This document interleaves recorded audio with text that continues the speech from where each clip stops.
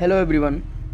लगभग सभी लोगों को यह पता होगा कि इलेक्ट्रिक बल्ब का आविष्कार थॉमस एल्वा एडिसन ने किया था। आज उन्हीं की थ्योरी की वजह से हमें इलेक्ट्रिक बल्ब से लाइट मिलती है। उस वक्त हुए इन्वेंशन से सारी दुनिया चौंक गई थी, लेकिन उस समय एक समस्या यह थी कि इसे एक जगह से दूसरी जगह तक कैसे पहुंचाया जाए। इस पर विचार करते हुए उन्होंने एक डीसी मोटर बनाया, जिससे इलेक्ट्रिसिटी को एक प्लेस से दूसरे प्लेस तक आसानी से पहुंचाया जा सकता था। लेकिन यह डिस्टेंस सिर्फ हाफ माइल तक ही थी। इस समस्या के हल के लिए ऑस्ट्रेलिया के एक जीनियस वैज्ञानिक जुटे हुए थे, जी हाँ, जिनका नाम निकोला टेस्ला था। उन्होंने एक ऐसा मॉडल तैयार किया जो उस वक्त एडिसन के इन्वेंशंस को और उनके मॉडल को सीधे मात दे सकता था। निकोला टेस्ला अपने इस मॉडल को अंजाम देने के लिए 1874 में एडिसन के फैक्ट्री में उनसे मिलने आए और उन्होंने अपना मॉडल एडिसन को बताया। तब एडिसन को यह पता चल गया था कि अगर ये मॉडल पूरी दुनिया के सामने आया तो मेरी अहमियत टेस्ला के सामने बहुत ही कम पड़ जाएगी। तब उन्होंने उस मॉडल को बेस्ट बताते हुए टेस्ला को अपने ही प्रोजेक्ट पर काम करने के लिए रख लिया। लेकिन वो कहते हैं कि किसी व्यक्ति को आप दबा सकते हैं, लेकिन उसके हौसले को नहीं। जी हाँ, उन्होंने इसके बारे में अपने साथियों से कहा तो वे बहुत ही खुश हुए। लेकिन जब यह बात एडिसन को पता चली, तब उन्होंने टेस्ला और उनके मॉडल को बेस्ट बताते हुए उनके सभी के सामने बेइज्जती की। टेस्ला उसी वक्त उनके कंपनी को छोड़कर चल दिए और उन्होंने यह ठान लिया कि वे अपने मॉडल को पूरी दुनिया के सामने रखेंगे और एडिसन को मात देंगे। लेकिन उस वक्त यह करना बहुत ही मुश्किल था, क्योंकि एडिसन के इन्वेंशंस और उनकी कंपनी पूरी दुनिया में छाई हुई थी और उनका नाम भी पूरी दुनिया में बहुत बड़ा हो गया था। कुछ दिनों के बाद टेस्ला ने एक कंपनी के चेयरमैन को अपने मॉडल के बारे में बताया, जो एडिसन के कंपनी के साथ काम कर रही थी। यह मॉडल उन्हें बहुत ही पसंद आया और उन्होंने टेस्ला का साथ भी दिया। कहना क्या था, थोड़ी सी सपोर्ट ने टेस्ला को आगे बढ़ने का और अपने आप को दुनिया के सामने साबित करने का अच्छा मौका मिल गया था। इसके चलते 1887 में टेस्ला ने अपनी एक company Tesla electric company limited खोल दिया और रातों रात पूरी दुनिया को चौंका दिया।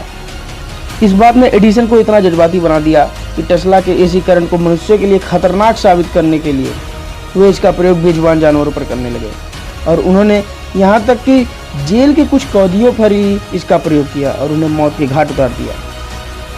उस वक्त की सभी इलेक्ट्रिक कंपनियां टेस्ला एंड कंपनी का साथ दे रही थी, जिससे एडिसन और असंतुलित हो गए। वे जानते थे कि टेस्ला का एसी करंट का मॉडल सही था,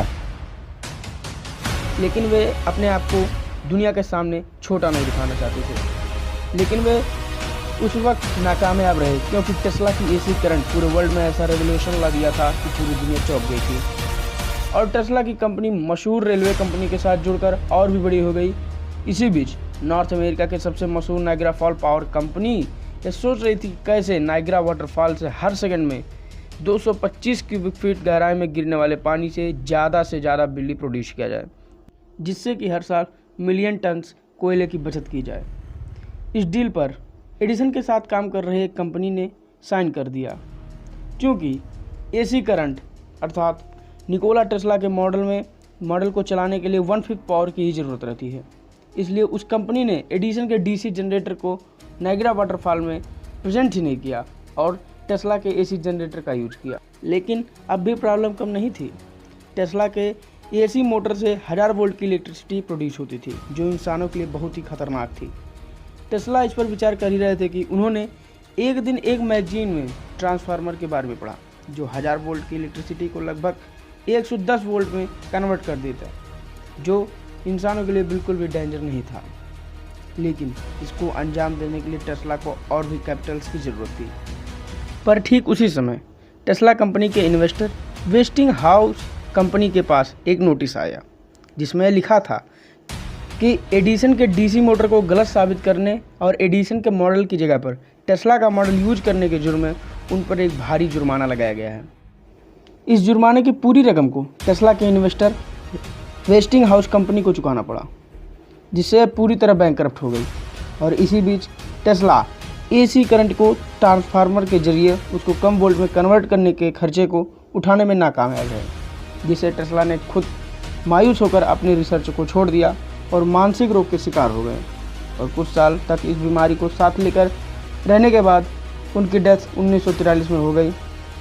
उस समय एडिसन के मॉडल को यूज करने के अलावा कंपनीज के पास कोई और रास्ता ही नहीं था और एडिसन का मॉडल यूज में आया। पर वो कहते हैं ना कि सत्य परेशान हो सकता है, पराजित हैं। और उसके लगभग एक सेंचुरी के बाद ही अमेरिका के कुछ ग्रेट साइंटिस्ट जो टेस्ला के मॉडल पर काम कर रहे थे, उन्होंने उनके मॉडल को अंजाम दिया और जिसे आज हम सभी यूज करते हैं। तो दोस्तों, इस AC/DC वार में जीत टेस्ला की हुई और इन दोनों जीनियसों के बीच की लड़ाई में टेस्ला ने खुद को पहले ही सटीक साबित कर दिया था, पर उनकी बदकिस्मती ने उन्हें लोगों के सामने आने नहीं दिया। और वो कहते हैं ना कि कर्मफल कहीं नहीं जाता है, वो हमें किसी भी स्थिति में किसी भी समय मिल जाता है। तो दोस्तों, आज की वीडियो यहीं पर समाप्त करते हैं। अगली बार फिर मिलेंगे किसी ऐसे ही प्रेरणादायक और व्यक्तित्व को लेकर। धन्यवाद।